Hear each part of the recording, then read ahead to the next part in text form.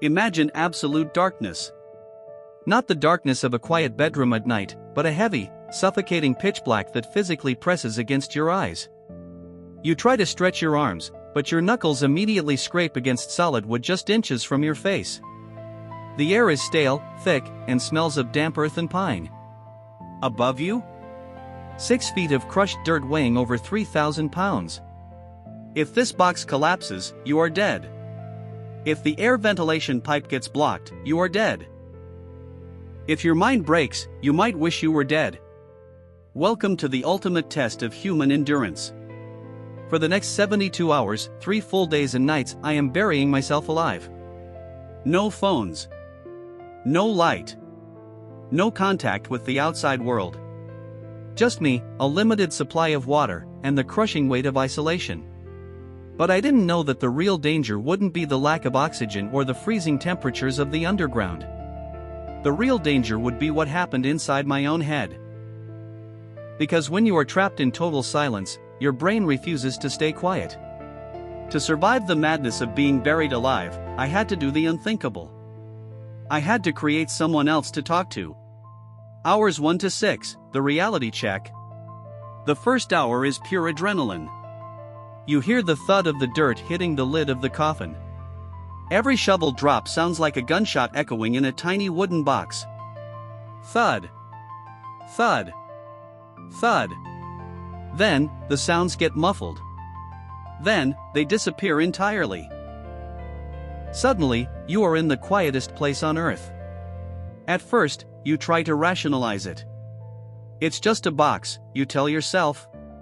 It's a controlled environment. I have a tiny emergency radio if things go wrong. I just need to sleep. But sleep doesn't come. By hour 3, the physical reality of the space sets in. The coffin is exactly 6.5 feet long and 2 feet wide. I can't bend my knees. I can't turn over onto my stomach. If my back starts to ache, all I can do is shift my shoulders a fraction of an inch. By hour 6, my breathing becomes loud. Too loud. In the absence of any external stimuli, the sound of your own heartbeat becomes a booming drum in your ears. The rush of blood through your veins sounds like a distant waterfall. The isolation is no longer just a concept, it is a physical weight sitting on my chest. I start to lose track of time. Is it day? Is it night? I have no idea. Hours 6 to 18. Sensory deprivation and panic. As I cross the 12-hour mark, the psychological torture begins. Humans are not built for sensory deprivation. Our brains are constantly processing millions of bits of information: light, sound, temperature, texture. When you cut all of that off, the brain panics. It starts searching for input, and when it can't find any, it starts to manufacture it. My eyes strain in the darkness, trying to find a single photon of light. Because they can't, my brain starts painting shapes. I begin to see swirling purple clouds, flashing white dots, and terrifying geometric patterns floating just above my face. I reach up to touch them, but my hand just hits the wooden lid. Panic attacks come in waves. My chest tightens. The walls feel like they are shrinking. I convince myself that the oxygen tube is blocked. I take quick, shallow breaths, which only makes the dizziness worse. I am crying, but I can't wipe the tears away properly without hitting my elbows against the sides.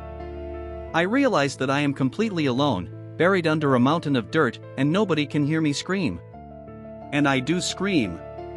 I scream until my throat is raw, just to hear a sound that isn't my own heartbeat.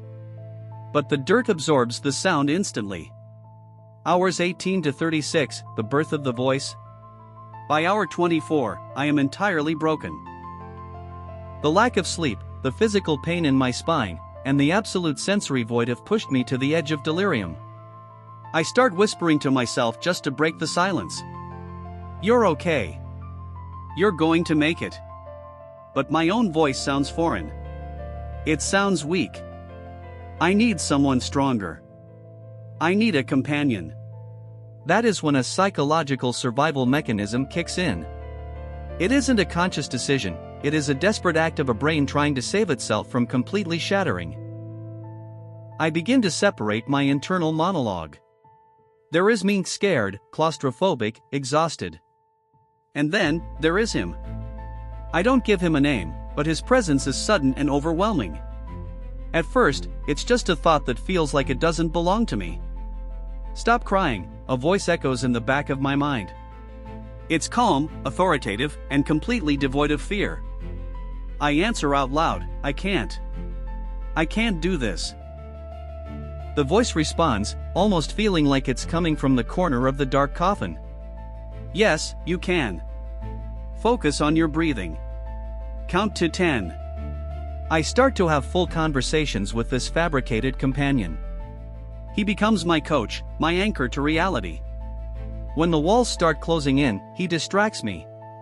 We talk about my childhood, we talk about the mechanics of the coffin, we argue about the necessity of this challenge. I know, logically, that I am talking to myself.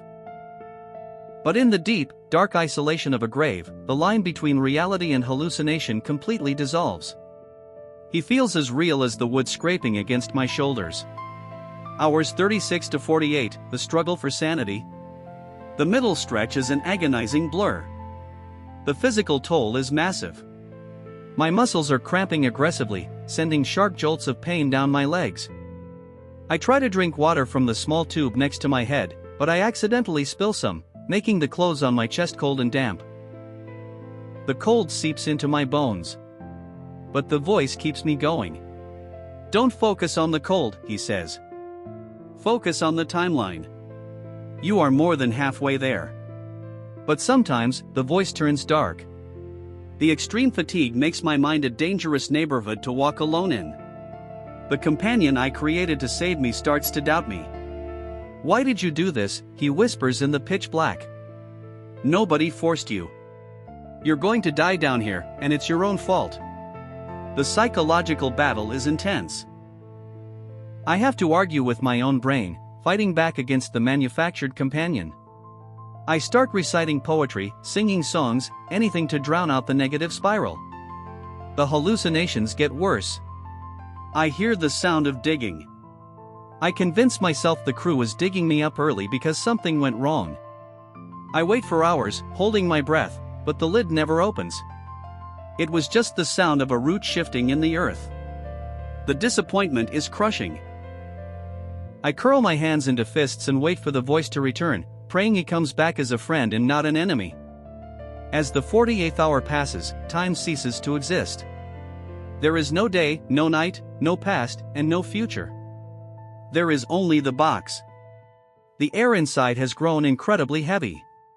Even though the ventilation pipe is working, the sheer concentration of my own carbon dioxide and the humidity from my breath makes every inhalation feel like breathing through a wet sponge. My chest has to physically fight to expand against the stale air. The physical pain in my back and legs has morphed from sharp cramps into a deep, agonizing numbness. It feels as if my body is slowly shutting down, accepting the grave it's been placed in. I try to move my fingers, and they feel like they belong to someone else. But the most terrifying shift isn't physical, it's mental. The boundary between being awake and asleep completely vanishes. I enter a state of waking twilight.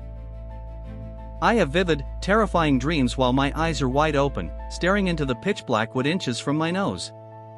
I dream of the earth giving way, of the lid cracking under the pressure, of soil pouring into my mouth and eyes. I jolt awake, or at least, I think I do, gasping for air, hitting my knuckles against the lid in a blind panic. And right there, the voice returns. But it has changed. It's no longer just a distant echo in my mind, it sounds like it's right next to my ear. It speaks with an eerie calm, cutting through the panic. Stop moving, it says. You are burning oxygen. Be still. The craziest part? I listen. I surrender to it. I stop fighting the box and let the voice guide me through the darkest hours of my life. I realize that this fabricated companion is the only thing keeping me from tearing my own skin apart in a claustrophobic rage. We spend the next 20 hours in a bizarre harmony. I ask it questions about my life, about my regrets, about why humans feel the need to push themselves to the brink of death just to feel alive. And the voice answers with a brutal honesty that my conscious mind would normally repress. It forces me to face my deepest fears right there in the dark. It tells me that the darkness isn't the enemy is my own desperate need for control. You have no control here, the voice whispers. Let it go. And so, I do. I stop counting the hours. I stop waiting for the sound of shovels. I let the sensory void wash over me, and for a brief, strange moment, I feel an absolute, chilling peace. I am completely empty. But then, a vibration. It's so faint at first that I think it's just another hallucination, another trick of a dying mind. But then I feel it again. A deep, low rumble traveling through the earth, vibrating through the wood and straight into my spine. Thud. Scrape. Thud. Scrape. It's the sound of metal hitting dirt. My heart, which had been beating at a slow, lethargic rhythm, suddenly explodes in my chest. The adrenaline hit is so violent it actually makes me nauseous. They are digging. The 72 hours are up. I try to speak, to yell out, to let them know I am still alive, but my throat is completely parched. All that comes out is a dry, cracked wheeze. The sounds get louder and louder.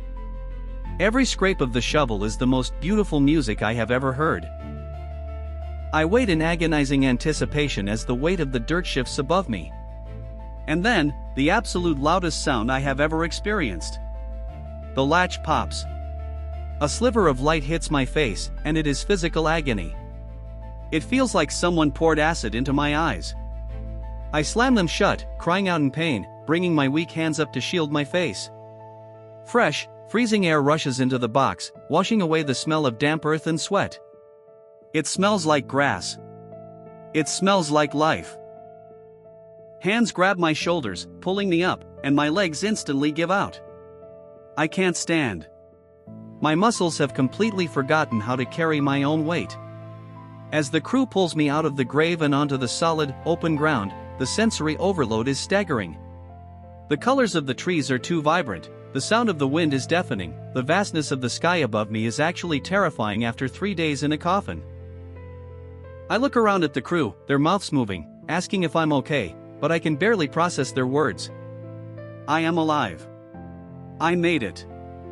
Later, as I sit wrapped in a blanket, drinking water that tastes like the greatest thing on earth, I close my eyes. I listen closely, searching for the voice that kept me company, the voice that saved my mind from shattering in the dark. But it's gone. The moment the light hit my face, he vanished, retreating back into whatever deep, hidden corner of my subconscious he came from. I survived the grave, but a part of me knows that I didn't do it alone. The ultimate survival tool wasn't water or air, it was the sheer, terrifying power of the human mind. The first few minutes on the surface feel like being born into a world that is far too loud and far too bright. My nervous system is screaming. Every blade of grass brushing against my skin feels like an electric shock.